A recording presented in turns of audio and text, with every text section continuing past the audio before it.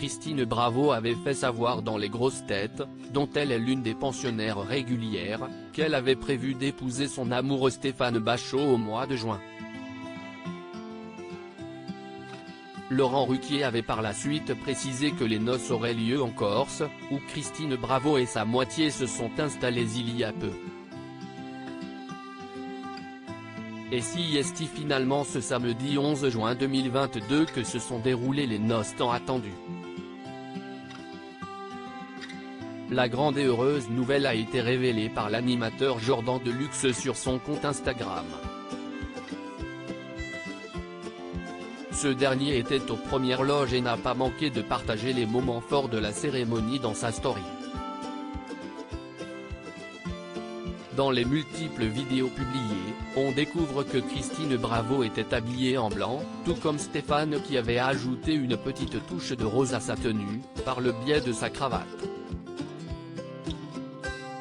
Avec un bouquet de roses blanches à la main, l'ex-animatrice de l'émission culte Union Libre a prononcé un franc oui devant Monsieur le maire, lors de la cérémonie civile organisée en extérieur.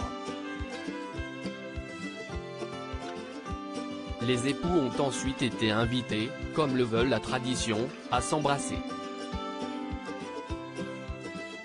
Et si est un énorme baiser passionné que les heureux mariés ont partagé devant leurs invités, sous les bravos de rigueur. Les amoureux sont ensuite restés un long moment enlacés pour savourer leur bonheur, sous les applaudissements, voire le diaporama. Cette grande expérience du mariage n'est pas une première pour Christine Bravo. L'ancienne animatrice de 65 ans a déjà été mariée par le passé.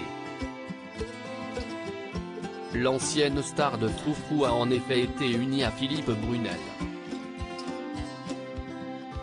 Avec ce dernier, les relations ne semblent pas particulièrement chaleureuses, même s'il est le père de sa fille Clara, 29 ans. Pour preuve, son récent coup de gueule sur les réseaux sociaux concernant ses droits à la retraite et le fait qu'on lui demandait dans la paperasse à remplir, le numéro de sécu de son ex-mari,